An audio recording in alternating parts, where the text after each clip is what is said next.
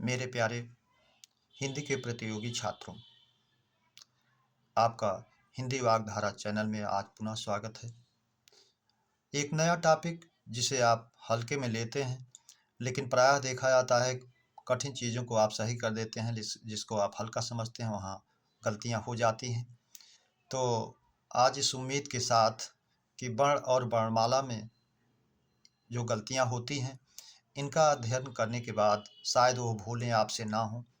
अगर एक बार इनको गौर से आप देखेंगे तो आपकी छोटी से लेकर बड़ी परीक्षाओं में जहाँ भी वर्ण और वर्णमाला से क्वेश्चन किए जाते हैं, आपके लिए बहुत ही उपयोगी सिद्ध होंगे। आइए अपने इस टॉपिक की शुरुआत हम करते हैं। अब किसकी परिभाषा क्या हो सकती है, पहले तो हम उनको समझ लें, क्योंकि वो पूछेगा कि इसको क्या कहते हैं। जैसे पहला शब्द है हमारा ध्वनि, तो आपसे परीक्षाओं में कहेगा कि वर्ण का मौखिक रूप क्या होता है। विकल्प में आपका एक ध्वनि भी दिया रहेगा।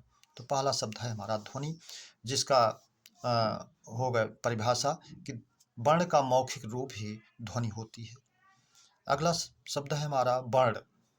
जब उस ध्वनि का लिखित रूप हम दे देते हैं तो वर्ण का रूप ले लेता है। अगला शब्द है हमारा लिपि, जिसमें बच्चे प्रायः कन्फ्यूज होते हैं वर्ण क्या है, लिपि क्या है, दोनों में क्या अंतर है। तो प्रायः देखा जाए तो दोनों एक दूसरे के पर्याय के करीब होते हैं। अब लिपि जो है वर्ण को आकार देने की व्यवस्था है। जब हम उसको लिखना प्रारंभ करते हैं तो उसका रूप और आकार जो बनने लगता है वो लिपि का रूप लेने लगता है, या इसी का लिखित रूप, आकार देने की व्यवस्था वर्ण या उसका लिखित रूप ही लिपि है। इसकी परिभाषा भी वर्ण और लिपि के आधार पर ही बनाता है।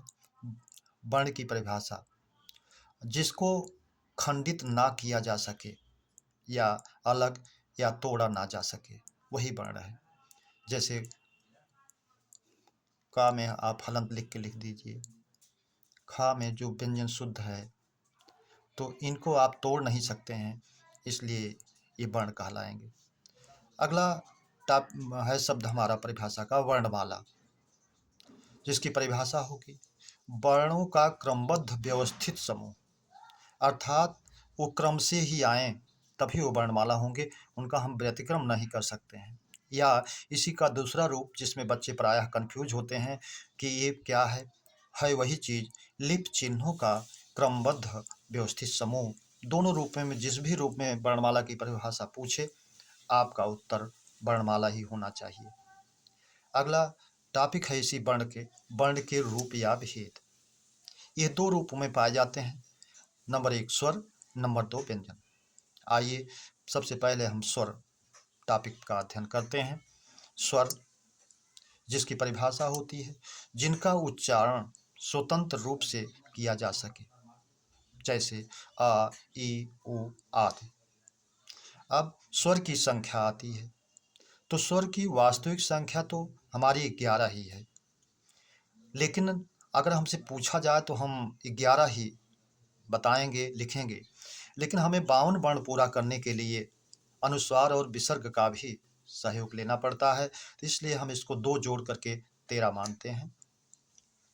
स्वर के भेद। अब स्वर के भेद में प्रायः बच्चे कन्फ्यूज होते हैं कौन सा नाम है जिसके दीर्घ और ह्रस्व और दीर्घ के कई नाम मिलते हैं, तो आप उनको सबको जानते रहें जिससे आपसे भूले ना हो। तो मूल स्वर को ह्रस्व स्वर के नाम कितने नामों में जानते हैं, आइए देखते हैं। उसको मूल स्वर कहेंगे, ह्रस्व स्वर कहेंगे, बीजाक्षर स्वर कहेंगे, नैसर्गिक, निसर्ग, स्वाभाविक, नैसर्गिक, स्वाभाविक, प्राकृतिक भी जिन्हें आप कहते हैं, इन्हीं को लघु या जड़ स्वर भी कहते हैं। तो इन नामों को आप जानते रहें, क्योंकि परीक्षाओं में नाम बदल बदल के अब कंपटीशन में पूछने का प्रयास हो रहा है, जिससे आपसे गलतियां ना हो। ये हमारे 4 स्वर हैं, आ, ई, उ, री। अगला इसी का दीर्घ रूप है मूल दीर्घ। मूल दीर्घ का सवर्ण या सजाती दीर्घ, यानी वो स्वयं स्वयं से खुद से मिलकर के बने होंगे, इसीलिए सवर्ण हैं, सजाती हैं, मूल हैं, जिनकी संख्या हमारी 3 है। बड़ा, बड़ी, बड़ाऊ। अगला भेद है इसका, जो अलग अलग स्वरों से मिलकर बनते हैं, जिनके भी कई नाम हैं। संयुक्त दीर्घ, विजातीय दीर्घ, संध्यक्षर दीर्घ या मिश्र विकृत, मिश्र मिल करके विकृत रूप जिनका बदल गया है, ऐसे दीर्घ स्वर जिनकी संख्या 4 है। ए जो आ और ई से गुण संधि में बनता है, आई आ और ए जो वृद्धि में बनता है, ओ जो आ और ओ जो गुण में बनता है, औ आ और ओ जो वृद्धि में बनता है। इनकी संख्या 4 है। अगला विभेद है हमारा अयोगवाह। योगवाह जिनको योग करके जोड़ करके वाह ढोया जा रहा है, वाह धातु से बना है। अयोगवाह जिन्हें बिना जोड़े ही हम ढो रहे हैं, अपनी भाषा के वर्णों में लेके चल रहे हैं, वो 2 हैं, अंग और आ, अनुस्वार और विसर्ग, जिनकी संख्या 2 है। जो ना स्वर हैं ना व्यंजन हैं, बल्कि दोनों के बीच की कड़ी हैं, स्वर और व्यंजन के बीच की कड़ी हैं। प्रायः परीक्षाओं में पूछता है स्वर और व्यंजन के बीच की कड़ी किसे कहा जाता है, तो उसे आप अनुस्वार और विसर्ग यानी अयोगवाह के रूप में ही जानते रहें।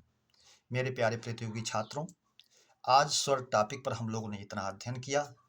अगली कड़ी में हम अपने टॉपिक के व्याख्यान को आगे बढ़ाते हुए स्वर के बचे हुए अंश और व्यंजन पर अध्ययन करेंगे।